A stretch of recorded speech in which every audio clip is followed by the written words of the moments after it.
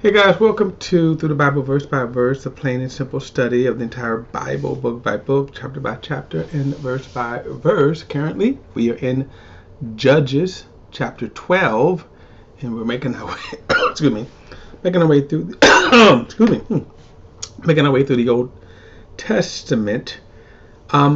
We are in the section of the Old Testament. Remember, the Old Testament can be broken down into three sections. So we're in the historical part where we're kind of going through the historical narrative. And then there is the literature as it's referred to. So the books, some like Psalms, Proverbs, things like that, Job. Then you have that section.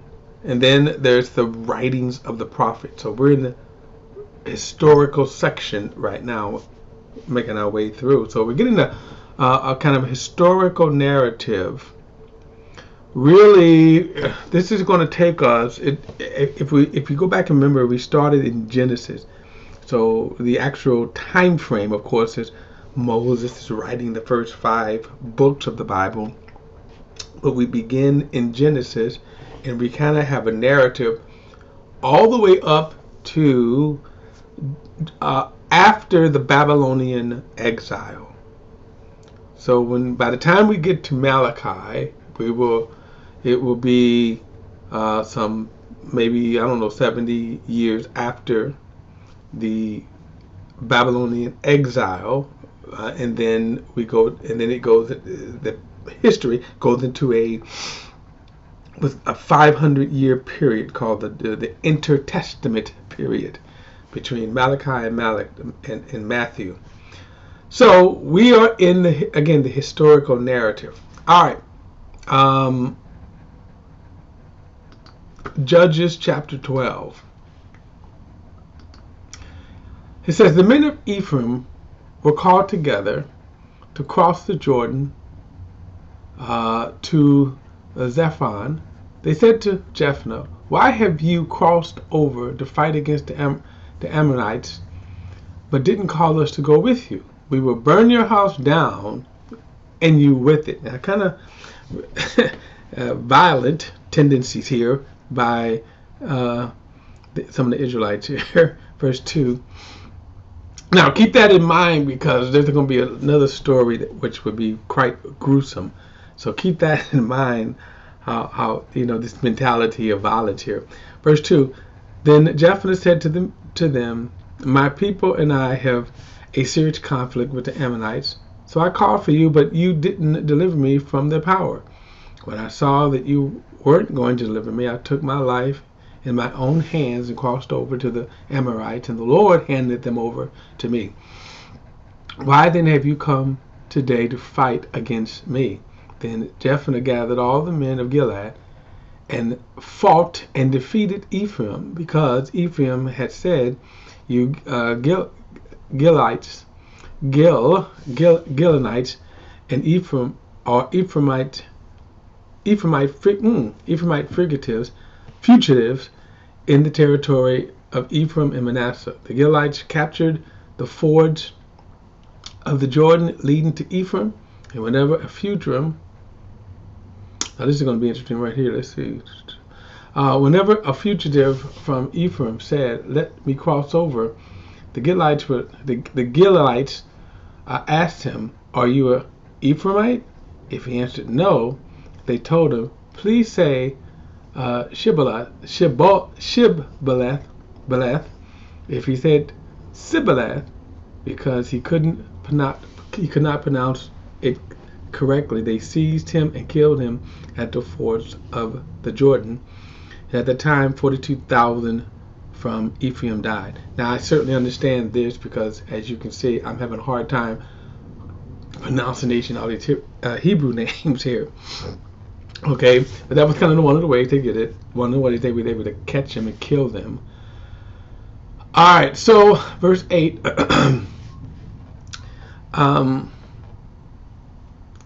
Izan of Iblan, okay, I don't know how to pronounce that, sorry, who was from Bethlehem, judged Israel after Jephthah, and had 30 sons, and he gave his 30 daughters, and okay, he gave his 30 daughters in marriage to men outside the tribe, and brought back 30 wives for his son from outside the tribe. Ibzan judged Israel. Ibzan judged Israel 7 years, and when he died, he was buried in Bethlehem. Now, this was against, really, if you go back and remember how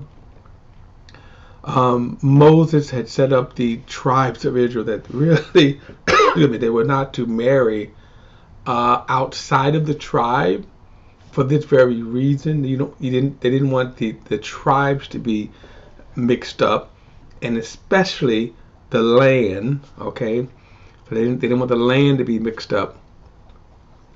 But remember, during this time, everyone is doing what is right in their own eyes. Verse 11: Elon, who was from Zebulun, judged Israel after Ibzan. I should say. He judged Israel for 10 years, and when he died, he was buried in Ajalon in the land of Zebulun. After Elon, Abdon, son of Hillel, who was from Parathon, judged Israel. He had 40 sons and 30 grandsons who rode on 70 donkeys. And Abdon judged Israel 8 years, and when he died, he was buried in Parathon in the land of Ephraim, in the hill country of the Amalekites. All right, chapter 13, and now we come to one of the greatest judges during this time, Samson.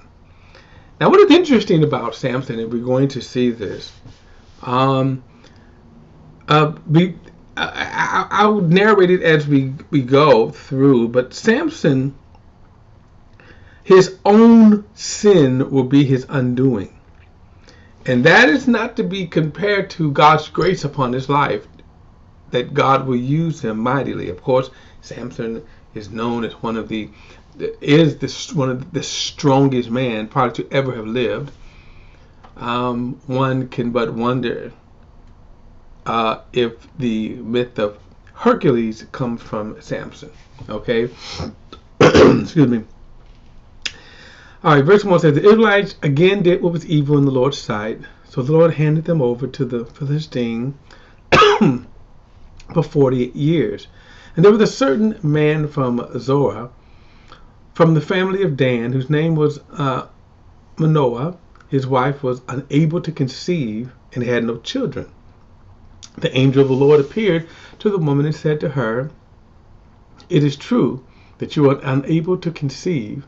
It is true that you are unable to conceive and have no children, but you will conceive and give birth to a son. Now, please be careful not to drink wine or beer, or to eat anything unclean, for indeed you will conceive and give birth to a son. You must never cut his hair, because the boy will be a Nazirite to God from birth, and he will begin to save Israel from the power of the Philistines. So remember the time of this oppression was 40 years.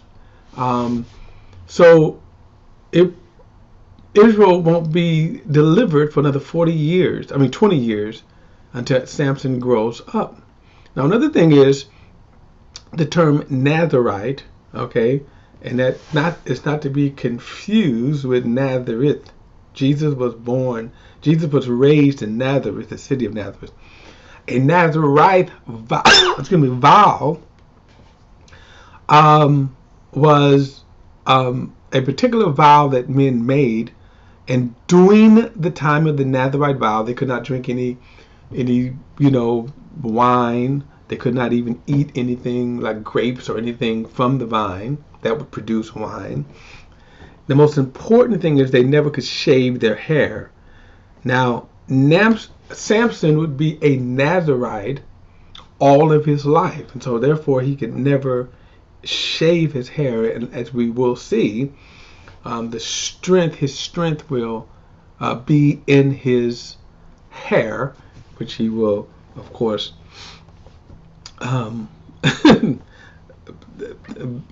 abuse. Okay. Now, so verse 6.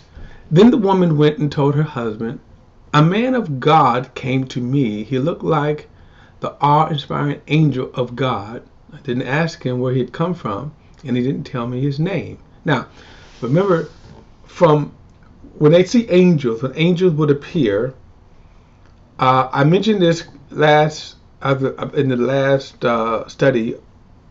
When you see certain language, and then there is what's called, in the theological terms, Christophanies, theophanies, and then anthropomorphic. Those kind of three theological terms are kind of interesting. I think they help us understand too. When we read scripture,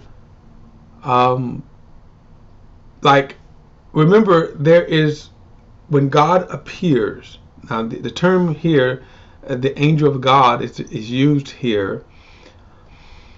I don't know if it is a theophany, which would be an appearance of God, or what's called a Christophany, an appearance of Christ.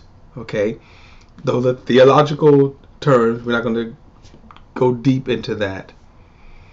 I think it's important to understand that when as the writer is writing, and then of course, if you were there with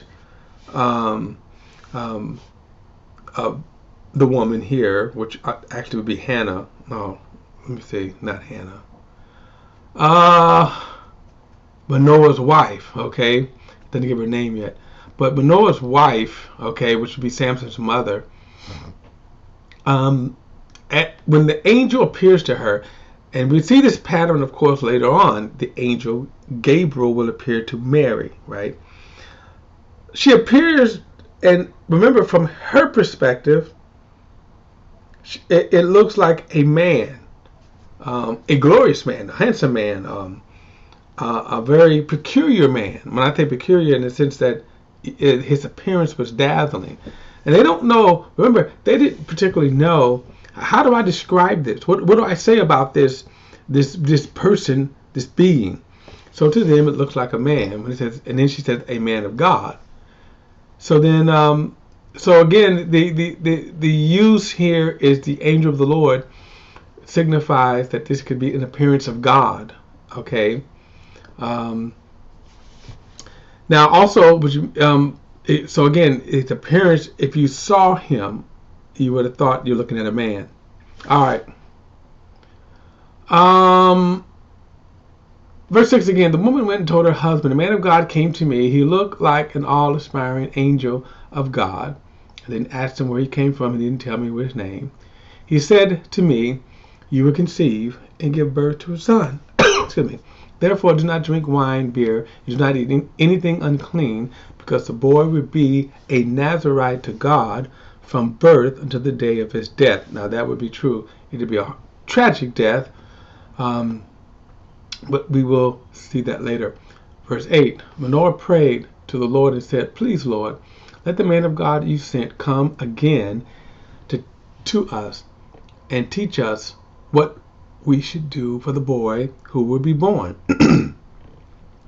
Verse 9, God listened to Manoah, and the angel of God came again to the woman. She was sitting in the field, and her husband Manoah was not with her.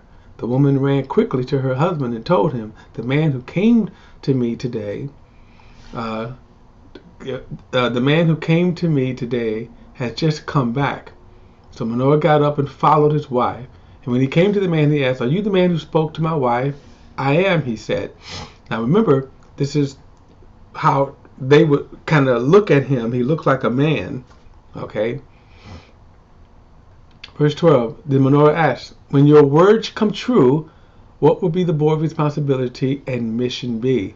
The angel of the Lord answered Manoah, "Your wife needs to do everything I told her. She must not eat anything that comes from the grapevine, or drink wine or beer, and she must not eat anything unclean. Your wife must do everything I have commanded her. Please stay here," Manoah told him, and I will prepare you a goat for you, a goat for you. The angel of the Lord said to him, if I stay, I won't eat your food, but if you want to prepare a burnt offering, offer it to the Lord.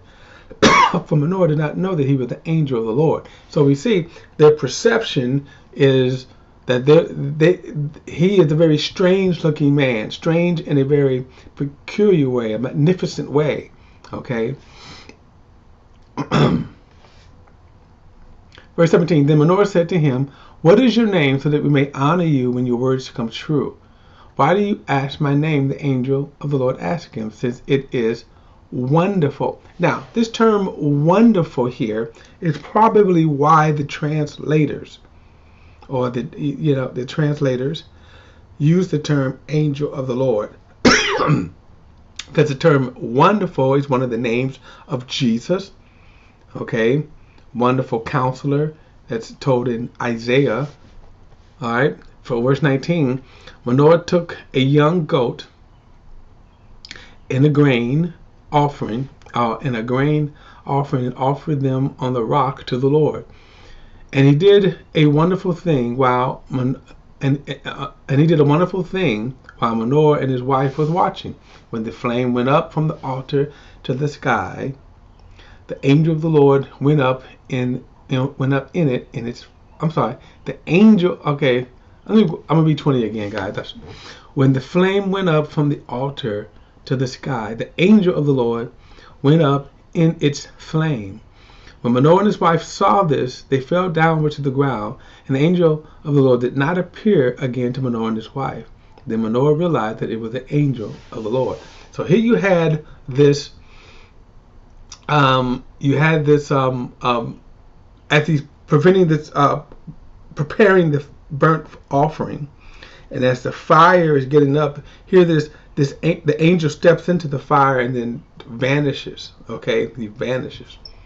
Now this lets them know that this was a vision. It wasn't just a dream. It wasn't just their imagination. That truly God had appeared to them, and truly they had a revelation, and they had a message and a mission from God. Verse 22, it says, we are going to die, he said to his wife, because we have seen God. Now, there's a half-truth. In other words, understand when he says that we believe that we're going to die, it is true that if you see the face of God, mankind would die.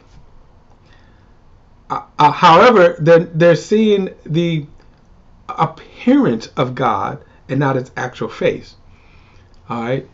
So verse 23, but his wife said to him, if the Lord had indeed intended to kill us, he wouldn't have accepted the burnt offering and the grain offering from us, and he would not have shown us all these things or spoken to us now like this. So common sense kind of answers. This kind of also shows how silly man and his religious ways can be. In other words, the conclusions here. In other words, we're going to die. And they said, well, if God wanted to kill you, then you'd be dead. Why would he appear to you, give you all these instructions, right? So it says, so the woman gave birth to a son and named him Samson. The boy grew, and the Lord blessed him. Then the Spirit of the Lord began to direct him to the camp of Dan between Noah and Toa. Now, so again, kind of a sort of exciting experience they had. All right, and so next time I'm gonna come out of this, but you do see this awesome, you can say powerful manifestation, right? Manifestation that demonstrates that he will be a true prophet, a true judge of God. Okay. And also keep this in mind that we're in a time where Israel is exceedingly sinful. All right, exceedingly sinful. All right, guys. Chapter 13 in the next study. I'll see you then.